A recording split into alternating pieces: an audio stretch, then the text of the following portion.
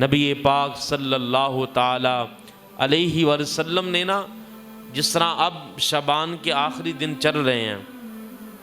تو آقا علیہ الصلوۃ والسلام نے بھی شعبان کے آخری دنوں کے اندر اپنے صحابہ کرام کو اکٹھا فرمایا، اور اکٹھا فرمانے کے بعد حضور نے فرمایا کہ اے صحابہ، کیا تم جانتے ہو کہ تمہارے پاس اللہ کا یہ مہینہ کس برکتیں اور کتنی رحمتیں لے کے تشریف لانے والا ہے؟ تو عرض کرتے ہیں یا رسول اللہ، یہ کتنا بابرکت مہینہ ہے۔ ابو سعید خدری رضی اللہ تعالیٰ عنہ اس حدیث پاک کے راوی ہیں۔ آپ فرماتے ہیں کہ حضور نے فرمایا جب پہلی رات آتی ہے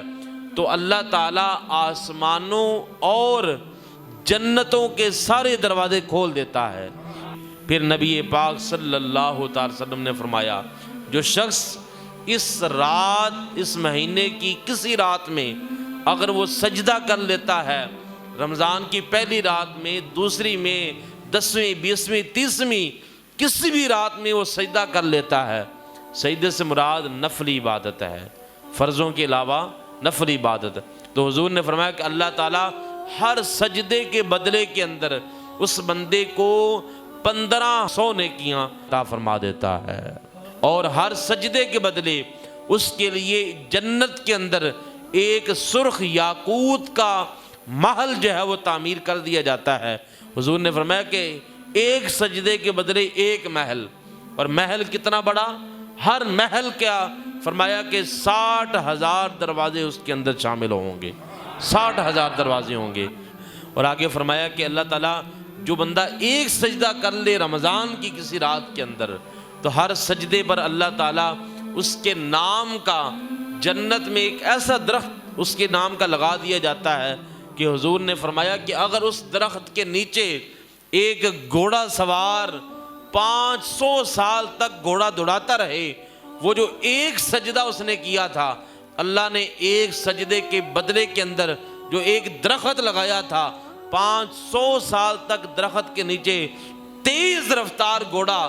دوڑتا رہے، فرمایا کہ پھر بھی اس درخت کی چھاؤں کم نہیں ہوگی۔ یہ صرف ایک سجدے کا کمال ہے۔ تو اس لیے جو بندہ اس مہینے کو سجدوں کے اندر ہی گزار دے تو پھر اللہ تعالیٰ اس پر کس قدر مہربان ہوگا۔ نبی پاک صلی اللہ تعالی علیہ وسلم نے ارشاد فرمایا کہ جو شخص اس مہینے کے اندر اگر کسی مسلمان بھائی کا روزہ افطار کروا دے تو آقا علیہ السلام فرماتے ہیں کہ اللہ تعالیٰ اسے جتنا ثواب روزہ رکھنے والے کو ملا تھا، اللہ تعالیٰ روزہ افطار کروانے والے کو بھی اتنا ہی ثواب عطا فرما دیتا ہے۔ تو صحابہ کرام عرض کرتے ہیں کہ یا رسول اللہ، اگر کسی کے اندر اتنی طاقت نہ ہو کہ وہ کسی مسلمان بھائی کا روزہ افطار کروائے تو اب وہ کیا کرے؟ میرے آقا علیہ السلام نے فرمایا کہ روزہ افطار کروانا مقصد یہ نہیں ہے، ضروری یہ نہیں کہ اس کا پیٹ بھر دیا جائے۔ فرمایا کہ اگر ایک کھجور کے دانے کے ساتھ بھی روزہ افطار کروائے گا یا دودھ کے ایک گھونٹ کے ساتھ بھی روزہ افطار کروائے گا، اللہ اسے بھی پورے روزے کا ثواب عطا فرما دے گا۔ اور فرمایا کہ اگر کوئی، یہ تو ہے ایک کھجور کے بدلے میں روزہ افطار کروانا، تو جتنا ثواب اس روزہ سارا دن بھوک پیاس گرمی اور اپنی بیماری برداشت کر کے اللہ تعالیٰ نے عطا فرمایا تھا، اتنا ثواب صرف ایک کھجور دے کر اس کی افطاری کروانے والے کو اللہ تعالیٰ پورا ثواب عطا فرما دیتا ہے۔ اور فرمایا کہ اس کے اپنے روزے کے اندر بھی کسی قسم کی کوئی کمی نہیں آئے گی، اللہ اسے بھی پورا ثواب عطا فرمائے گا۔ اور فرمایا کہ یہ تو ہے ایک کھجور کے بدلے میں، اگر کوئی کسی کو پیٹ بھر کے روزہ افطار کروا دے تو میرے آقا علیہ السلام فرماتے ہیں کہ اللہ تعالیٰ پھر اسے بروز قیامت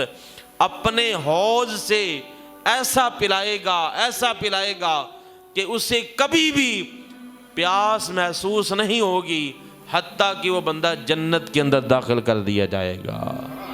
یہ ہے روزہ افطار کرانے کی فضیلت۔ پھر حضور نے فرمایا کہ جو بندہ اس رمضان کے اندر صرف ایک نفل پڑھ لیتا ہے یا کوئی نفلی عبادت کر لیتا ہے، کسی کو 1 روپیہ صدقہ دے دیتا ہے، رستے سے پتھر ہٹا دیتا ہے، تو میرے آقا علیہ السلام نے فرمایا کہ رمضان کا ایک نفلی عبادت، نفلی کام، حضور نے فرمایا کہ ایسے ہے جیسے اس نے عام دنوں کے اندر کوئی فرض ادا کیا ہو۔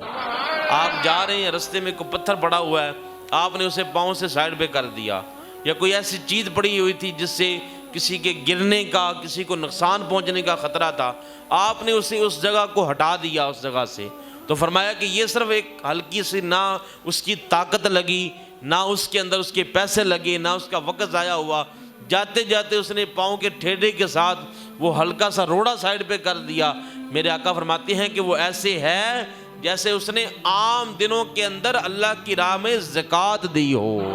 ایسے ہے جیسے اس نے حج کیا ہو، ایسے ہے جیسے اس نے عام دنوں میں روزہ رکھا ہو، ایسے ہے کہ جیسے اس نے عام دنوں کے اندر اللہ کی بارگاہ میں نماز کھڑے ہو کے ادا کی ہو۔ کس قدر ثواب ہے رمضان کے اندر صرف نفلی کام کرنے کا، یہ نفلی کام کرنے کا۔ میرے حضور نے فرمایا کہ جو رمضان میں فرض ادا کر لیتا ہے اس کا کیا انعام ہے۔ میرے آقا نے فرمایا کہ جو رمضان میں فرض پڑھ لے، یعنی فرض نماز ہی پڑھ لے،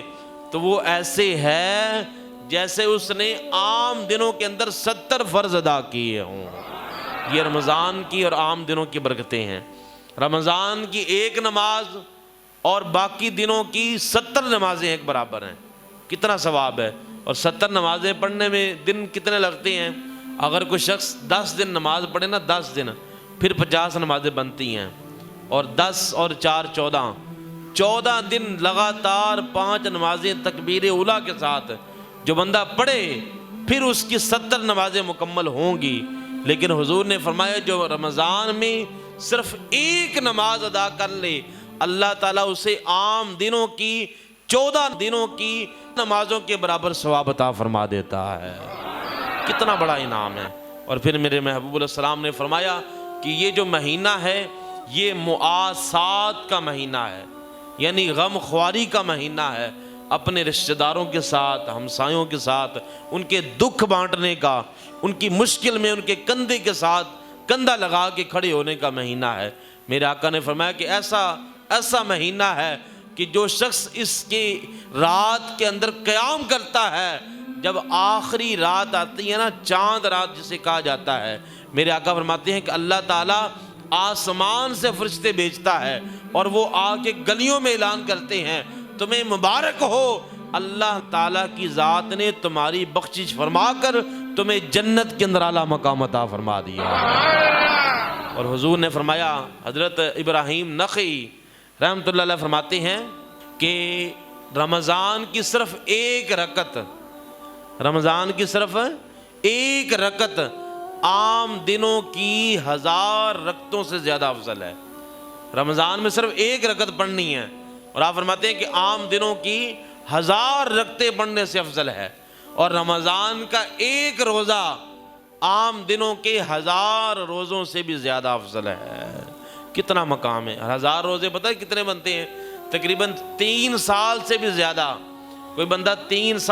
سال روزہ رکھتا رہے، پھر جا کے اس کے 1000 روزہ جو ہے وہ مکمل ہوگا۔ جو شخص رمضان کا صرف ایک روزہ رکھ لیتا ہے، اللہ تعالیٰ اسے عام دنوں کے 1000 روزوں سے بھی زیادہ ثواب عطا فرما دیتا ہے۔